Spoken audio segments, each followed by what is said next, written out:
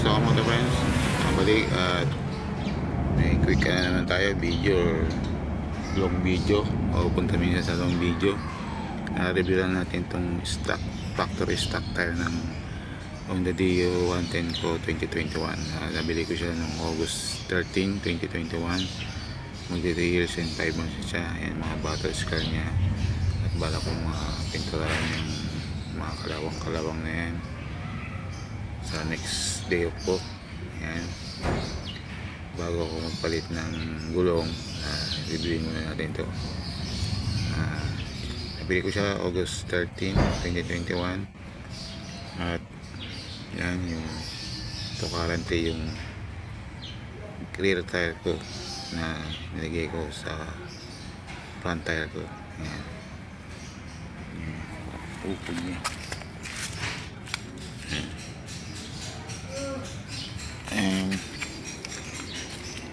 ito naman yung front tire ko na nasa rear tire ngayon.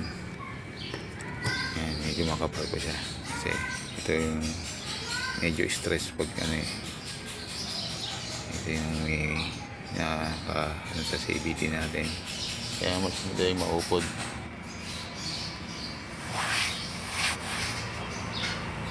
And yun nga, after decide ako magpalit ng gulong noong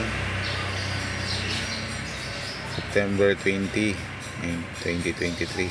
Yan, 9:20. Tapap ko na sa screen. Then yun nga, bali tumagal lang siya ng almost 9 months yung pinalit kong gulong, yung aftermarket na gulong na Sobek. Front and rear. Then after ng since medyo softer compound siya, puncture siya, daily use, delivers rider courier, and nag-decide akong ibalik ulit yung aking factory stock na gulong. At itong front tire ko nilagay ko dito sa likod. Yan, makikita ninyo. At so far matibay talaga ang mga factory stock na tire. Kaso yun nga, ang downside, sabi ng iba is madulas siya. Ayun, sabi ng iba okay. Kaya yun, hanggang ngayon ito ang gamit ko, and magpapalit na ako ng gulong, and sa ibang vlog na lang yun. Binalik ko siya ng ipapak ko na lang June 17, 2024. Itong likod lang muna, then after several weeks puncture din yung kung Sobek. Ang ginamit ko naman doon is yung rear tire ko. Yan yung kanya medyo mataas, makapal pa naman. At siyempre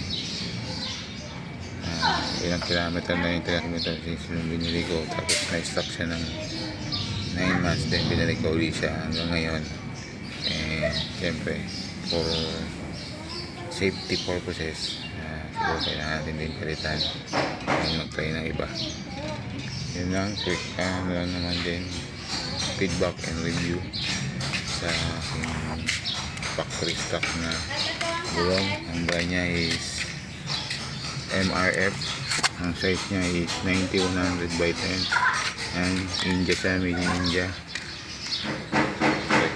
Itong Honda Dio 110 natin, and ngayon halo-halo na siyang parts. Japan, China, Thailand, ewan ko lang ibang binili ko, Indonesia, yan na parts, kasi medyo mahirap talaga maghanap ng ating parts sa ating Honda Dio 110. Yun yung gasket nga pala, nagpapalit kayo ng oil seal and transmission bearing, saka yung set nun, saka torque drive bearing. Hindi talagang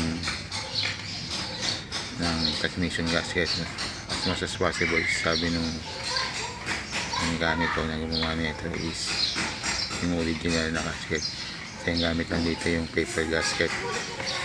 Yan ang aking Honda Dio 110. And kung magpalit ng gulong, balitaan ko lang kayo sa ibang vlog. At maraming salamat sa panonood. At nasa video description naman ang aking PayPal and GCash account sa mga gusto mag-donate. And please comment down below sa mga gusto nyong ipagawa sa akin. And try kong gawin pag may spare time. Maraming salamat sa inyo sa mga pagsuporta, pagsilip, pagdalo sa aking channel. Maraming salamat. So far,